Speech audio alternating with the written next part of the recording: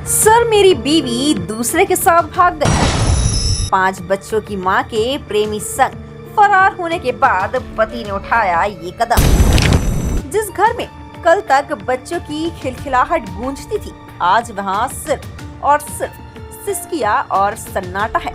उत्तर प्रदेश के बदोही से एक ऐसा कलेजा कपा देने वाली वारदात सामने आई है, जिसने पूरे इलाके को झकझोर कर रख दिया है।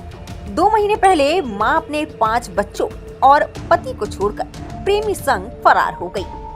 पत्नी के जाने के गम और बच्चों की तन्हाई से टूट चुके लाचार पिता ने आखिरकार मौत को गले लगा लिया। अस्पताल में सांसें टूटने से ठीक पहले उस बेबस पिता के ये शब्द हर किसी के दिल में चुभ गए।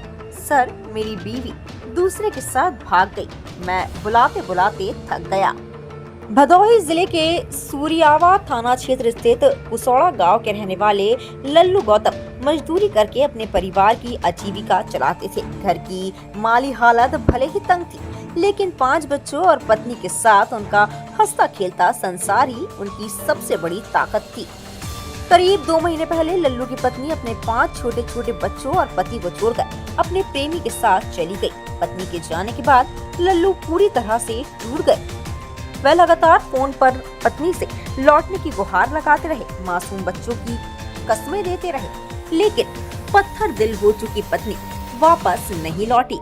अपनों के दूर जाने के बाद लल्लू का मन उदास और गुमसुम रहने लगा। दिन रात मजदूरी करके वह बच्चों का पेट तो भर रहे थे, लेकिन हर पल उन्हें बच्चों के संवरते बिगड़ते भविष्य की चिंता सता रही थी। आखिरकार पत्नी के गम और डिप्रेशन में बुधवार को उन्होंने खौफनाक कदम उठा लिया।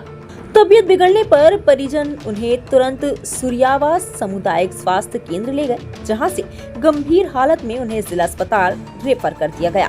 हालांकि डॉक्टरों की तमाम कोशिशों के बावजूद इलाज के दौरान उनकी मौत हो गई। मौत से ठीक पहले उन्होंने पुलिस और डॉक्टरों के सामने अपना वही दर्द बयां किया कि वह पत्नी को वापस बुलाते बुलाते थक चुके थे। भी दूसरे के साथ भाग गई है, मैंने खुद बुलाते बुलाते थक गया, मैंने खा।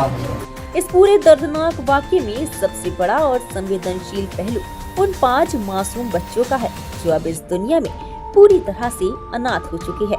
कुछ महीने पहले मां का आंचल छूटा था और अब पिता का साया भी हमेशा के लिए उठ गया। पुलिस मामले की वैधानिक जांच कर रही है, लेकिन गांव के हर शख्स की आंखें नम है। आज उन बेबस चेहरों पर सिर्फ एक ही यक्ष प्रश्न है कि इस बेरहम दुनिया में अब उनका सहारा कौन बनेगा और उनका पालन पोषण कैसे होगा।